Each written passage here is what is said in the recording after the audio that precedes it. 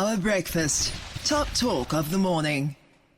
The time is 7:16. You're on Power Breakfast this morning with Tessa Dooms. And on the line with us is the Mayor of Joburg, Dada Morero, joining us just to talk about the state of the city. That's an address that he provided us with as the residents of Johannesburg last week. And we also talk about what will it take to get Johannesburg course corrected in the right direction. Mr. Mayor, thank you so much for joining us this morning. Welcome to Power Breakfast. Yeah, good morning, Tessa, and good morning to your listeners. So in your State of the Province or State of the City address last week, everything seems to be just merging into one these days. But you did start off on a very somber note, talking about a multifold crisis in the city of Johannesburg, and that we are really sitting on a ticking time bomb of various kinds, particularly the infrastructure challenges that you highlighted, and the need for rapid response to these issues. What are the pressing issues for you that you believe that your administration can prioritize in the next 12 months? Well, thank you so much.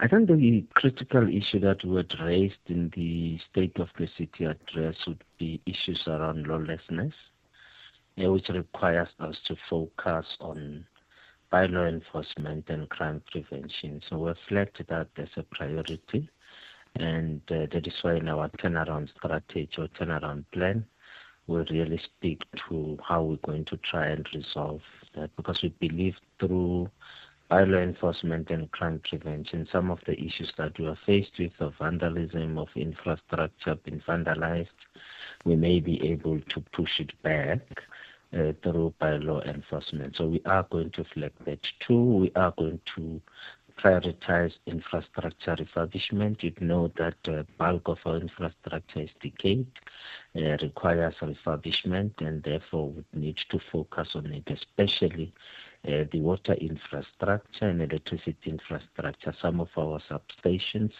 are not in a good health, and of course our reservoirs are also not in a good health, and generally we need to accelerate our pipe replacement program, because we're losing quite a lot of water as a result of leaks in our pipes. So that's what we want to focus on.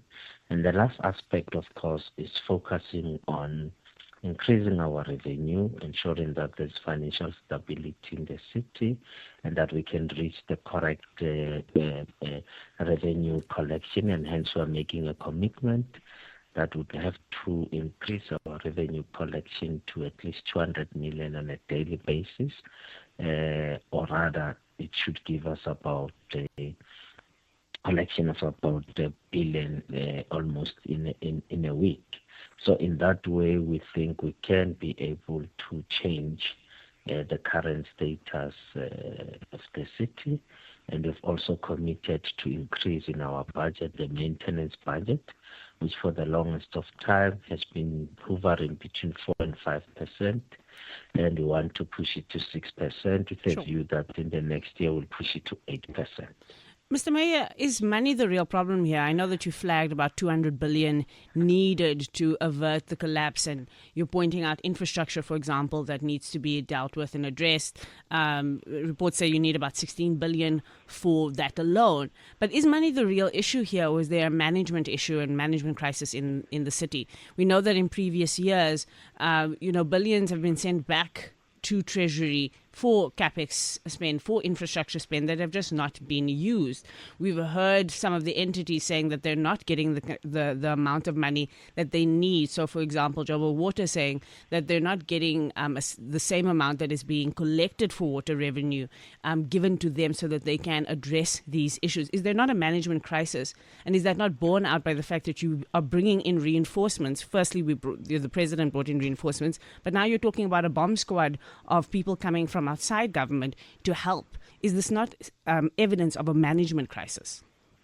Well, there are management weaknesses, and I think we do acknowledge, and also in the soccer we acknowledge that there's quite a number of challenges in terms of the management, and of course would need to deal with some of the challenges there. But added to that, we then said for us to be able to achieve what we have set to achieve in a soccer, would therefore want to bring resources, expertise from national government, from private sector, through what we call a bomb squad, which is just simply put is just the project management office with an intention to try and help us to accelerate some of the programs that we think will help us to turn around in the next 12 months. So that is why we've put in place that bomb squad to help us and also to support and help management.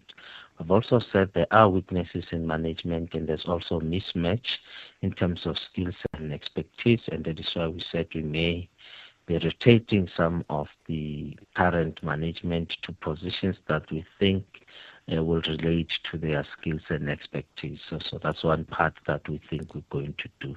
Yes, we do admit that we require infrastructure money, and that is why we're putting in place an infrastructure plan. Secondly, we are also ring-fencing the service departments or service trading entities, your Joburg Water, your City Power, and pick it up for waste removal. As part of the National Treasury trading entities reforms. And we think through that we'll then be able to ensure that certain percentages of what is collected by these entities will then be ring-fenced and be reinvested into infrastructure. So there are reforms that we are undertaking. And they should be concluded quite soon. Mr. Mayor, just two things in response to those management interventions. One is that it does sound like you're just moving chairs on the deck. So we're moving around people who've been in the system, people who are there. How does moving them around necessarily change the way this city is managed? We've spoken a lot about the externalized management in the entities. The entities have their own boards.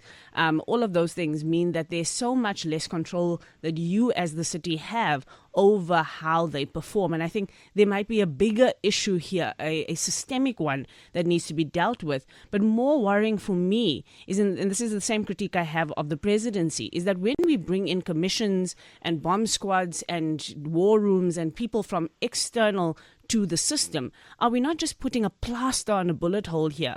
We're bringing in external people. They help us fix a pothole and 2 potholes today, but then we are not actually capacitating the state. Surely we should be talking about a wide-scale reform of how the city is structured and get the right resources in the city rather than having just people come in and moonlight for a few months.